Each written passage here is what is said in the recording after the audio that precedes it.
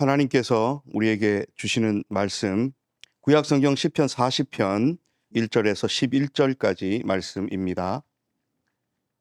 시편 40편 1절에서 11절까지 말씀, 하나님의 말씀 봉독할 때 여러분 경청하십시오. 찬양 인도자에게 맞춤, 다윗에게 속한 것, 노랫말, 시.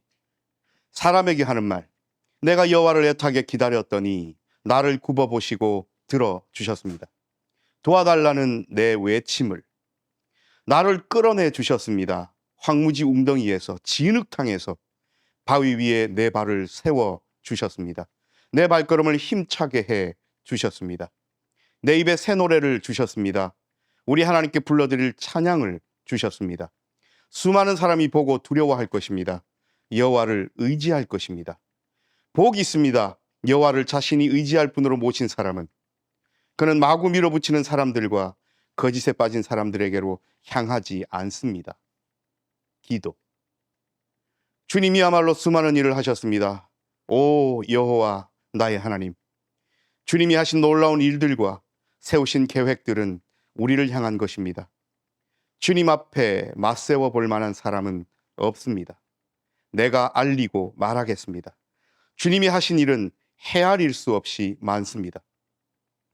주님은 희생제물과 곡식제물은 좋아하지 않으십니다. 주님이 내 귀를 열어주셨습니다. 다 태우는 제사와 죄 없애는 제사는 주님이 요구하지 않으셨습니다.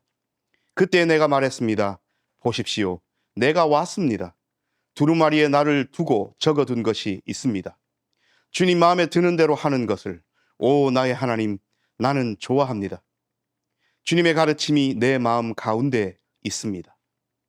내가 큰 모임에서 공의의 기쁜 소식을 알렸습니다. 보십시오. 내 입을 닫지 않았습니다. 오 여호와여, 주님은 아십니다. 주님의 공의를 내 마음 가운데 감추어 두지 않았습니다.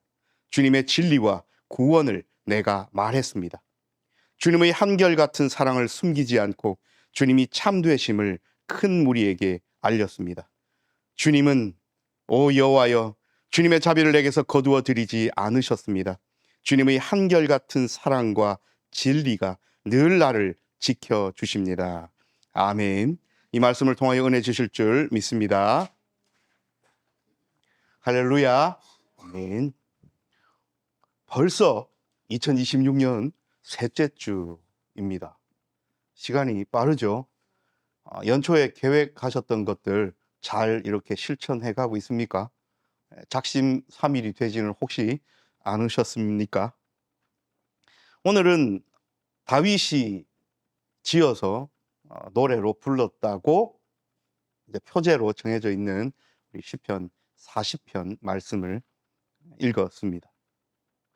우리가 다윗 왕에 대하여 어렸을 때부터 또 배우고 듣고 책으로도 보고 공과 시간에도 배우고 말씀으로도 듣고 했던 이 모든 것을 종합해 볼 때 지금 그냥 현재 기준으로 봐서 장수한 것도 아니고요. 그렇죠? 70까지 살았으니까.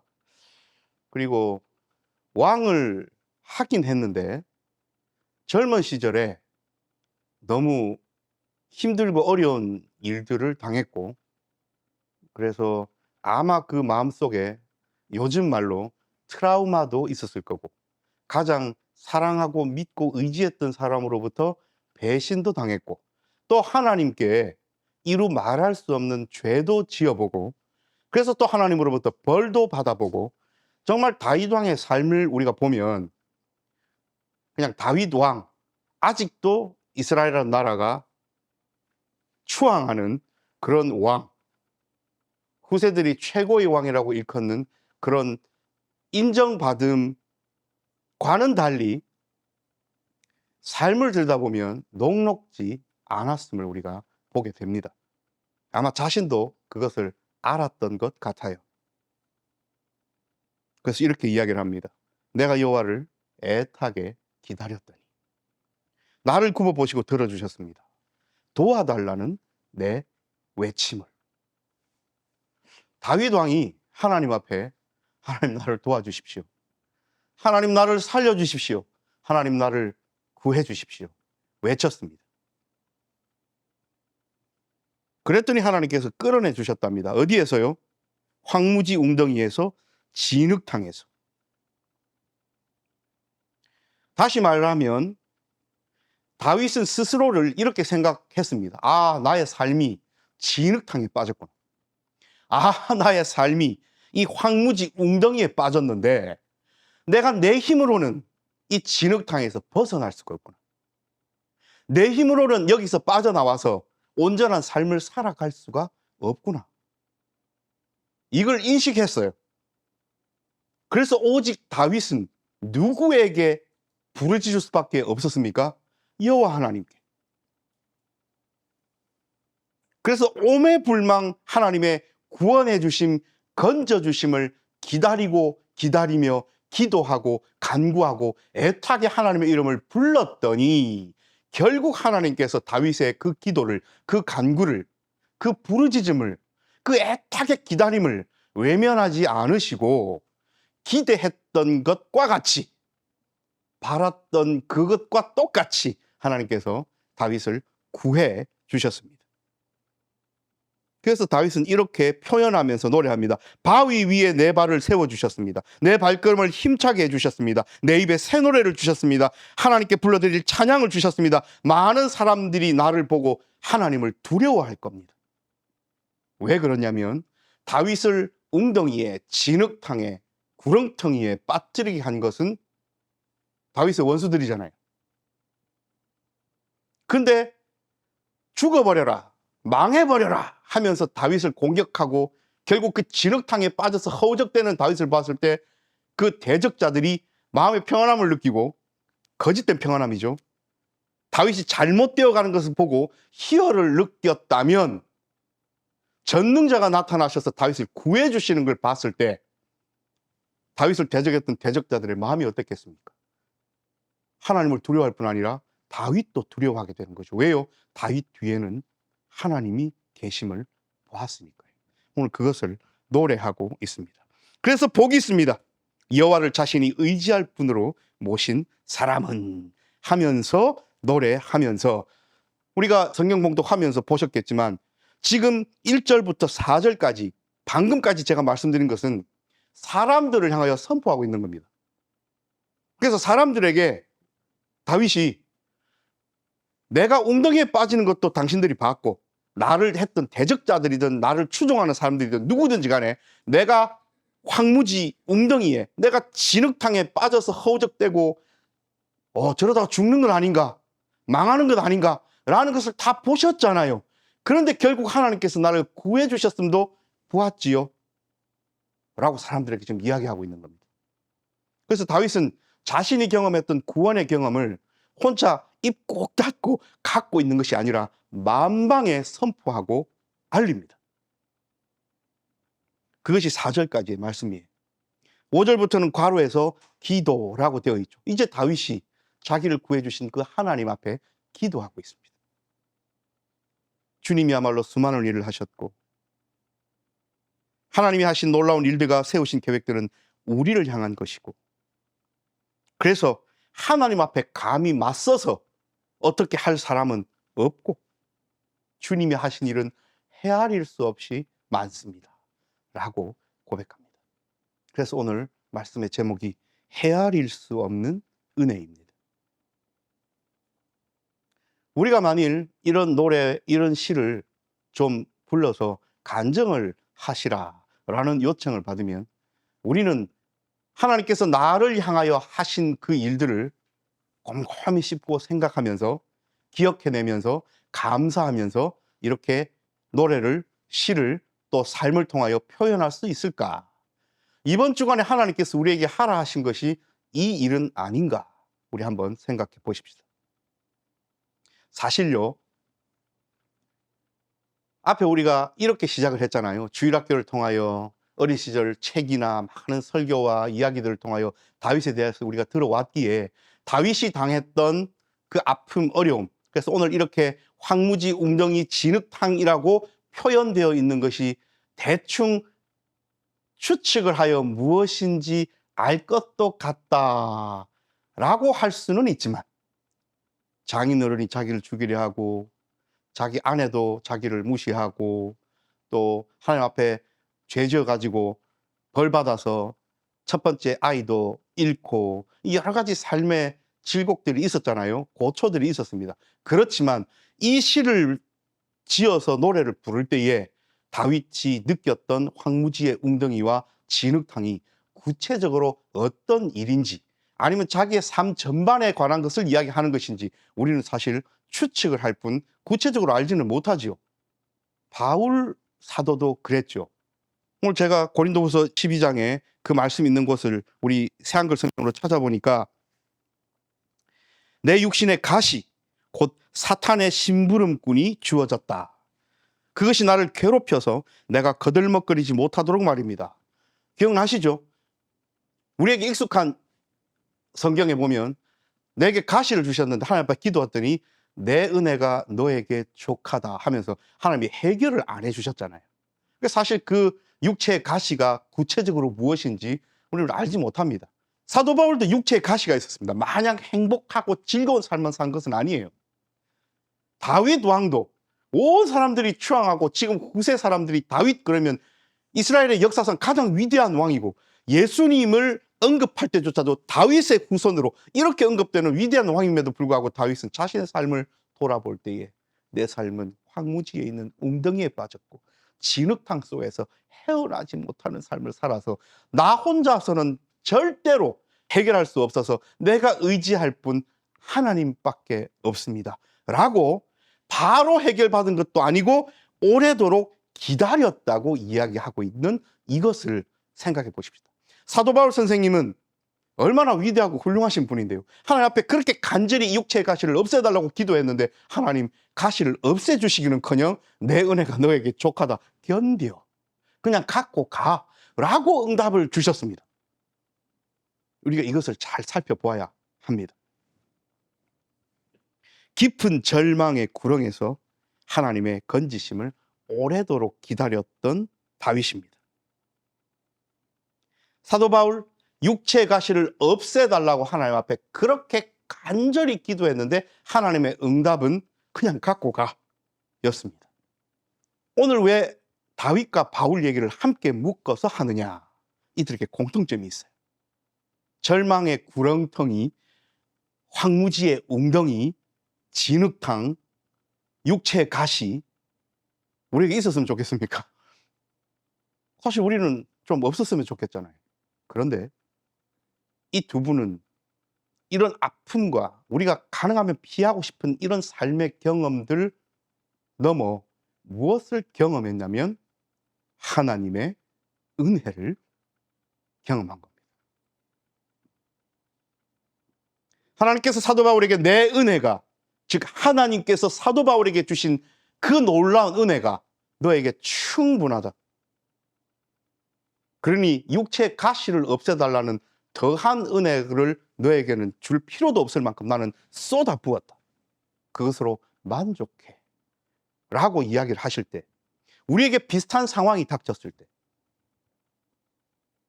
하나님 왜 나를 이 웅덩이에서 꺼내주시지 않습니까? 라고 목 놓아 외칠 때 하나님께서 다윗이 그 오래도록 기다리고 있었던 그 기간 동안 다윗이 하나님을 바라봤을 때 하나님이 그 구렁텅이에 빠져있는 다윗에게 기다림의 시간을 허락하셨을 때에 다윗은 어떻게 했을까요?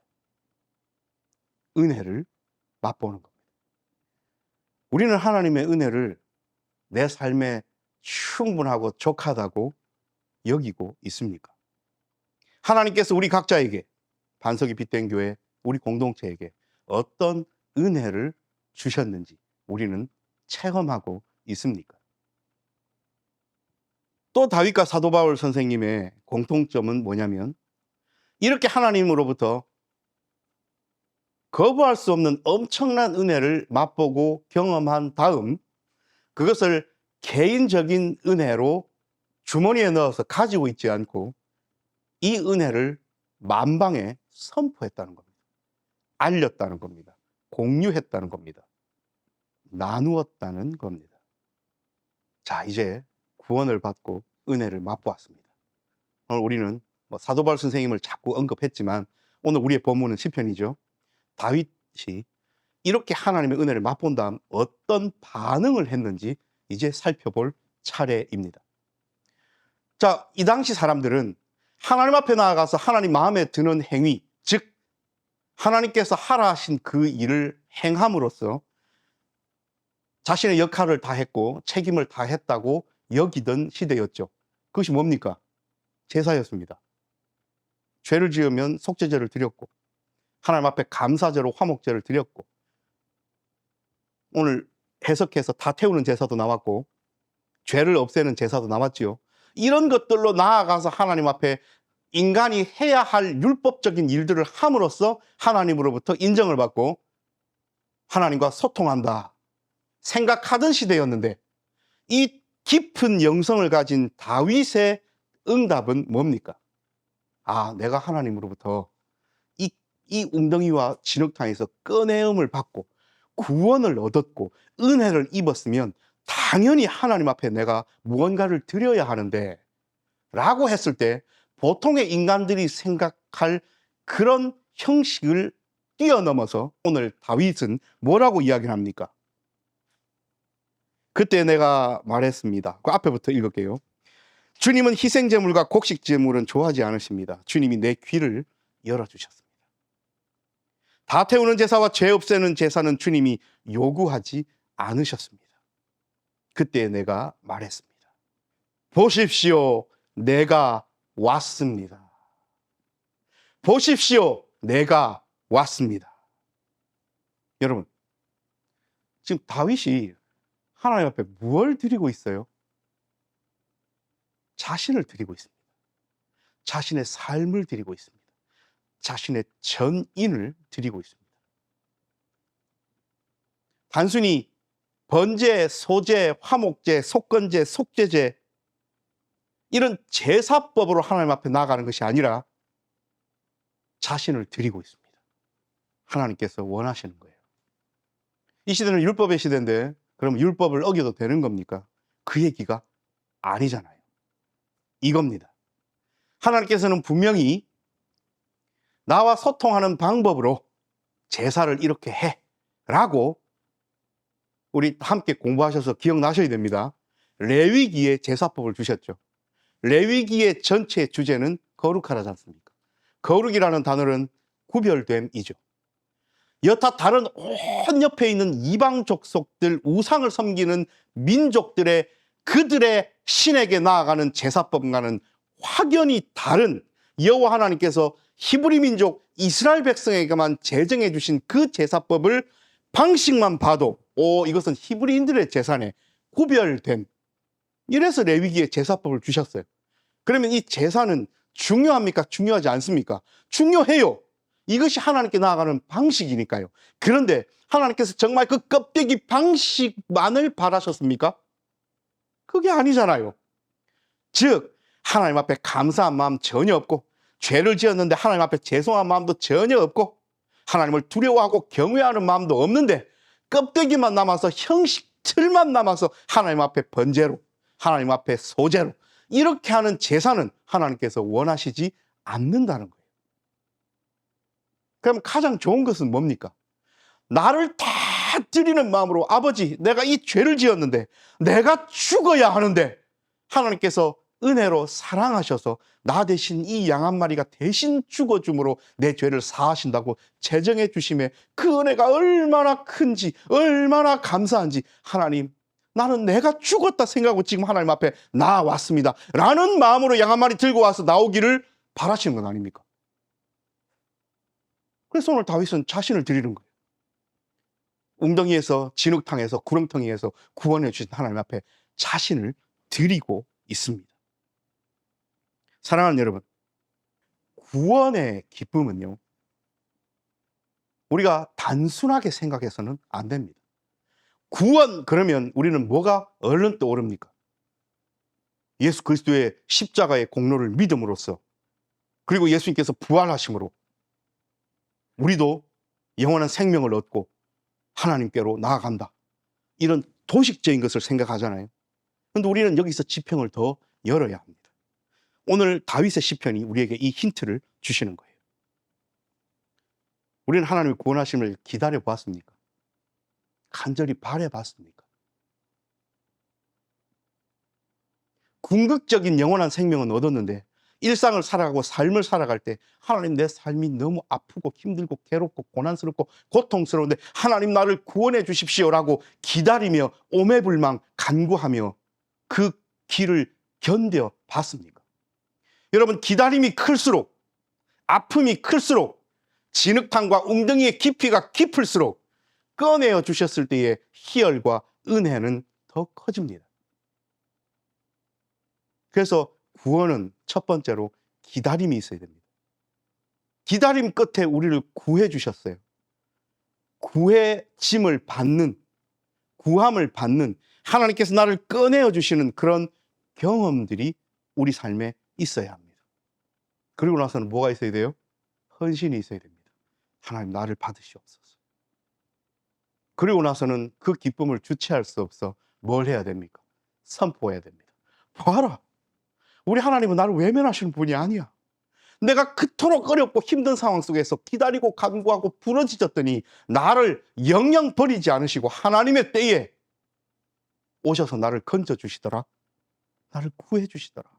그래서 나는 이제 하나님만 의지하고 사는 사람이 되었어 라는 선포가 다른 이들을 향하여 있어야 됩니다. 즉 이건 뭡니까, 여러분? 기계적으로 하나님께서 그냥 우리를 툭 잡아서 구원해 주시는 이런 도식적으로 구원을 생각해서는 안 되고요. 기다린다는 것은 누구를 전제하고 기다리는 거예요? 나를 구원해 주실 그분이 살아계심을 전제하고 기다리는 거잖아요. 그리고 결국 그 일이 일어났어요. 구원함을 받았어요. 구원함을 받았더니 이제는 나를 구원해 주신 그분 앞에 허투루 살 수 없어서, 내 마음대로 살 수 없어서, 옛 죄된 삶을 살 수 없어서 나의 삶을 다 드립니다 하면서 그분 앞에 나아가고, 그래서 그 기쁨이 너무나 크기에 함께 살아가는 사람들에게 이것을 선포하고 나누며 공유하고 살아간다. 이것은 뭘 이야기합니까? 구원이라는 것은 1년에 이런 과정들을 겪고 이어지는 살아있는 관계의 역사임을 우리에게 알리시는 거예요. 그러면 하나님이 우리를 구원하시는 것은 단순한 기계적인 도식이 아니라 하나님과 끊임없이 소통하고 하나님과 대화하고 하나님께 부르짖고 하나님께 응답하고 하나님의 그 품 안에 들어가는 관계적인 역사임을 잊지 마십시다. 하나님은 저와 여러분 개인뿐 아니라 우리 반석이 빛된 교회에게 구원을 베푸셨습니다. 우리는 이미 그것을 경험했습니다. 이제 우리의 응답이 있어야 돼요. 우리는 하나님 앞에 우리의 삶을 드리고 있습니까? 우리는 하나님 앞에 받은 그 놀라운 기쁨을 공유하고 있습니까? 뉴스를 봐도 세상이 어렵죠. 갑자기 전쟁 소식이 있고 경제적으로 우리나라뿐 아니라 전 세계가 힘들어지고 아픔이 있고 미래가 불투명해지며 약간의 두려움도 있습니다. 앞으로 어떻게 살아야 되나? 여러 가지 지표들이 긍정보다는 부정적으로 나아가고 있어요. 전 세계가 진흙탕 속에 빠진 것 같습니다. 우리는 하나님의 구원을 바라며 기다려야 합니다. 그리고 우리가 할 수 있는 최선을 다하여 지혜를 짜내어 애써야 합니다. 하나님께서는 이번 한 주간 동안 반석이 빛된 교회 성도들이 누가 그렇게 하나님을 찾으며 간절히 바라며 기다리며 구원함을 맛본 다음 전 삶을 드리며 선포하고 나누고 공유하며 살아가는지 불꽃 같은 눈으로 바라보고 계십니다. 기도합니다.